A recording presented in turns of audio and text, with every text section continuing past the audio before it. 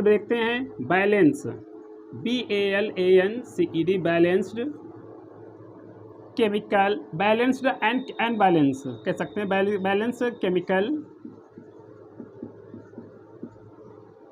Equation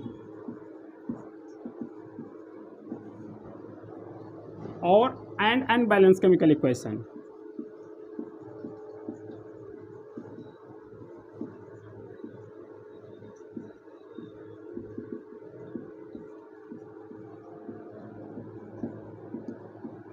चलिए समझने का प्रयास कीजिए, मैथड समझने का प्रयास कीजिए, बाकी तो करना आप ही लोगों को रहता है ना। चलिए, balance chemical equation and unbalance chemical equation. Balancing का मन समझिए, कभी आपने सर्कस करते हुए देखा है लोगों को? जब सर्कस करते हैं तो एक ऐसे डंडा लिए रहते हैं ना, ढेर बड़ा सा ऐसे बांस लिए रहते हैं, डंडा लिए रहते हैं ऐसे, और उसको जब रस्से पर चलते हैं तो उसको क्या करते हैं, अगर इधर ज़्यादा हो रहा है तो इधर कम कर देते हैं, इधर गिर रहे हैं तो इधर ज़्यादा कर देते हैं, जितना झुकाव इधर होता है उतना ही झुकाव इधर की ओर कर देते हैं। ऐसे नहीं समझ में आया, कोई बात नहीं, हम ऐसे बताना चाहते हैं कि मान लीजिए हमारे पास ये ए है और ये बी है और इनसे फॉर्मेशन हुआ है सी और डी का, ठीक है। तो ये जो हैं इन्हें हम रिएक्टेंट कहेंगे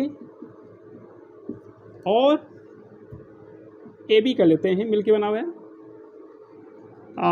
इसे हम प्रोडक्ट कह देंगे।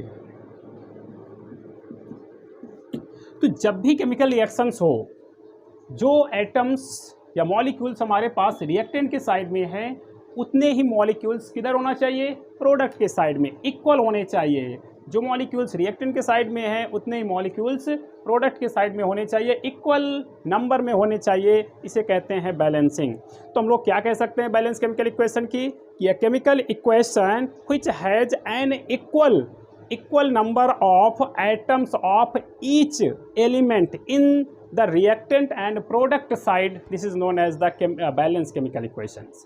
तो balance chemical equations क्या होती है, each reactant and product side क्या होने चाहिए, एलिमेंट इक्वल होने चाहिए। जितने एलिमेंट हमारे पास रिएक्टेंट साइड में हैं उतने ही प्रोडक्ट साइड में होने चाहिए, इसे कहेंगे हम balance chemical equation. Unbalance chemical equation क्या होता है, a chemical reaction, a chemical equation in which number of atom of each kind reactant each kind not equal reactant and product side. तो chemical equation in which each kind not equal reactant and product side, this is known as the chemical unbalanced equation। unbalanced chemical equation क्या होती है, ऐसी reaction जिनमें each kind of element reactant side में और product side में क्या ना हो, इक्वल ना हो, इसे हम कह सकते हैं अनबैलेंस केमिकल इक्वेशन। चलिए तो हम लोग एग्जाम्पल देखते हैं, ढेर सारे एग्जाम्पल हम लोग करेंगे, ढेर सारे। चलिए सबसे पहले हम लोग ले लेते हैं, हमारे पास Fe, हम लोग एग्जाम्पल लेने जा रहे हैं, हमारे पास है FeCl2। चलिए एग्जाम्पल सबसे पहले हम लोग लेंगे FeCl2। पहला example FeCl2, Fe plus Cl2 और कंबाइंड होके क्या बनेगा, वेरी गुड, FeCl3। अब आप बहुत गुस्से में लग रहे हैं इस समय पर, और आपका गुस्सा सही भी है। आप ये कहना चाह रहे होंगे कि सर आप ये बताइए कि हमारे पास यहाँ पर 1Fe है, यहाँ पर 2Cl है, यहाँ पर 1Fe है, चलिए हम कुछ नहीं कहेंगे, लेकिन यहाँ पर 3Cl हो गया है, यहाँ पर 2Cl है, इसका मतलब ये क्या है, ये है अनबैलेंस केमिकल इक्वेशन, ये अनबैलेंस केमिकल इक्वेशन है।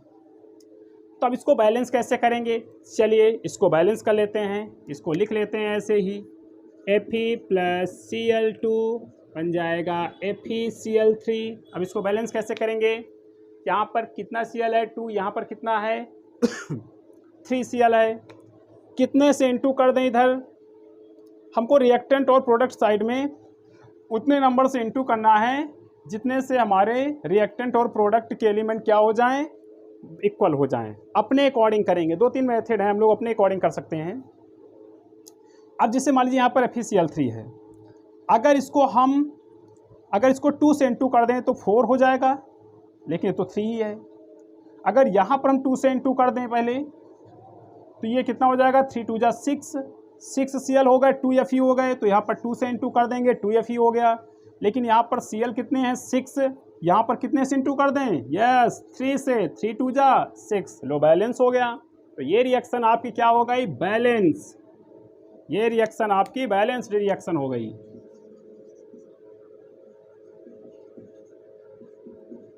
केमिकल इक्वेशन, ये बैलेंस केमिकल इक्वेशन हो गई। ठीक है, सेकेंड देखते हैं हम लोग। सेकेंड रिएक्शन, जैसे हमारे पास कौन सी रिएक्शन है सेकेंड में, हमारे पास एक रिएक्शन देने जा रहे हैं N2, बहुत फेमस रिएक्शन है, प्लस H2, क्या बना, NH3, ammonia, nitrogen and oxygen मिलकर क्या बनाया है, अमोनिया।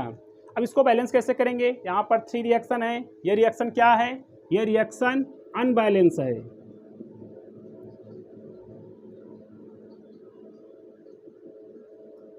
ये अनबैलेंस्ड है।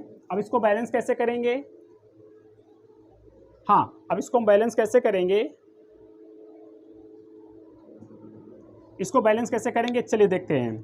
यहाँ पर नाइट्रोजन है N2 प्लस H2, ध्यान से देखिए, बहुत सिंपल है, कुछ नहीं। यहाँ पर आपने NH3 लिखा था अमोनिया। अब पहले देखो, यहाँ पर 2 नाइट्रोजन है, यहाँ पर तो एक ही है, एक काम करते हैं, यहाँ पर हम 2 से N2 कर देते हैं, 2 नाइट्रोजन हो गए, यहाँ पर भी 2 नाइट्रोजन हो गए। लेकिन देखो 2 3 जा 6, जो आगे लिखे होते हैं इनको नंबर को हम मॉलिक्यूल से भी इंटू कर देते हैं। तो यहाँ पर 2 नाइट्रोजन हुआ, 2 3 जा 6, 6 अमोनिया और 6 हाइड्रोजन हो गए। यहाँ पर तो 2 हैं, 3 से इंटू कर देते हैं, 3 2 जा 6, ये देखो बैलेंस हो गया।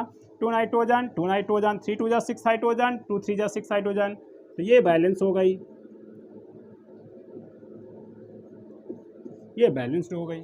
ठीक है, नोट कर लीजिए। और एग्जांपल देते हैं हम आपको।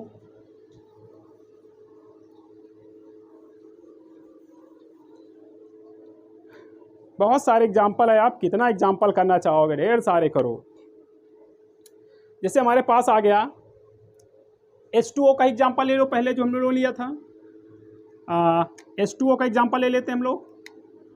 थर्ड रिएक्शन H2O, तो कैसे होगा, H2 प्लस O2, क्या बनेगा, वेरी गुड, H2O। आप कमांडो हैं, आपको बताने की ज़रूरत नहीं है, मुंह तोड़ जवाब देना इस बार, मुंह नहीं तोड़ना है, मुंह तोड़ जवाब का मतलब पढ़ाई से। ठीक है, अब देखो यहाँ पर H2 प्लस O2 क्या बनाया है, H2O। देखिए अब देखिए, ये तो क्या है, अनबैलेंस है, ये अनबैलेंस है। अब इसको हम बैलेंस कैसे करेंगे, देखो जो H2 है प्लस O2 है, आप ही ने तो कहा था कि हम रिएक्टेंट और प्रोडक्ट साइड में उतने से इंटू करेंगे जिससे हमारे रिएक्टेंट और प्रोडक्ट उतने नंबर से इंटू करेंगे कि रिएक्टेंट और प्रोडक्ट साइड के जो एलिमेंट हैं वो इक्वल हो जाएं। अब देखो यहाँ पर 2 हाइड्रोजन है, यहाँ पर भी 2 हाइड्रोजन है, यहाँ पर ऑक्सीजन 2 होगा, यहाँ पर 1 है। एक काम करते हैं, 2 से इंटू कर देते हैं। ठीक है, लेकिन अब देखो 2 ऑक्सीजन तो हो गए हैं, 2 ऑक्सीजन हो गए, में कोई दिक्कत नहीं है। 2 2 जा 4 हाइड्रोजन हुए, यहाँ पर 2 ही है, यहाँ पर 2 से इंटू कर देते हैं। देखिए बैलेंस हो गई रिएक्शन।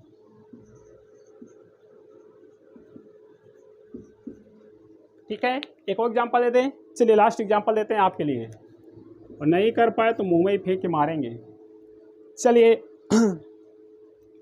अब आपको एग्जांपल देते हैं, कौन सी एग्जांपल लेना चाहेंगे आप, Na प्लस, चलिए सोडियम प्लस H2O।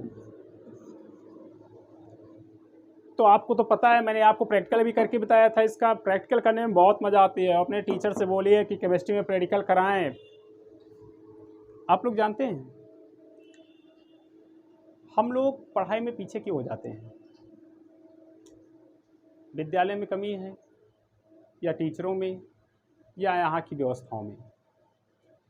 देखिए मैक्सिमम इंडिया में होता क्या है ना, कि हम लोग फोकस करते हैं 95% थ्योरेटिकल सिलेबस को, बस लिखाते जाते हैं, मोटी सी नोट्स बनवा देते हैं।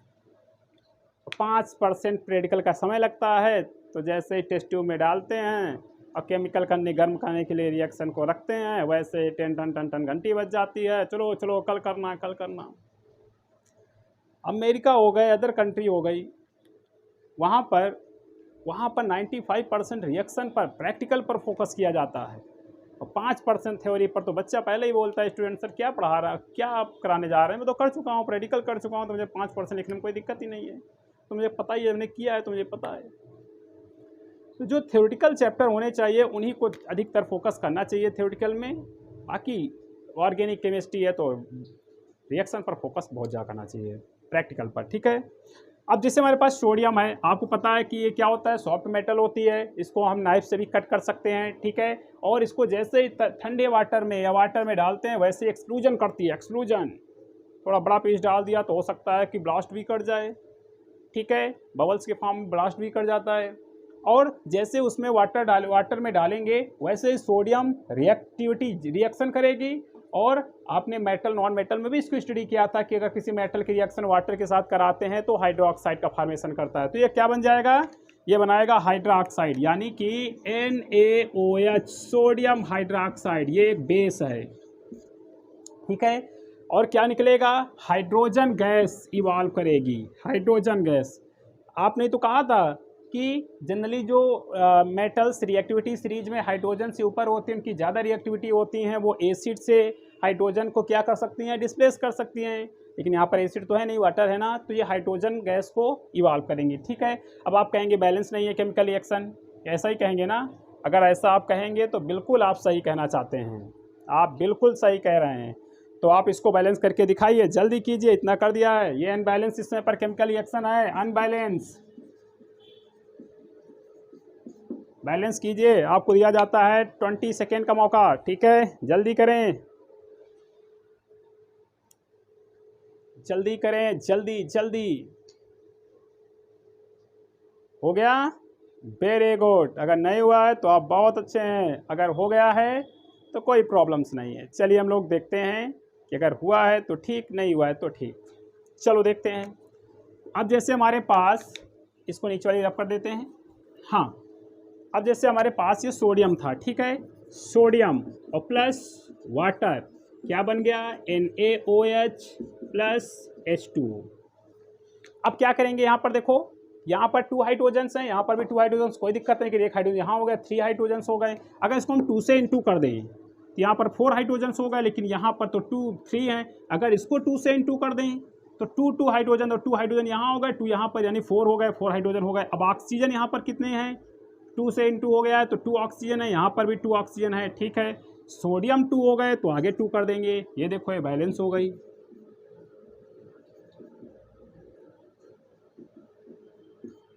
बैलेंस्ड हो गई केमिकल रिएक्शन, ठीक है, नोट कर लीजिए। ऐसे ही हम लोग करेंगे रिएक्शन, ठीक है।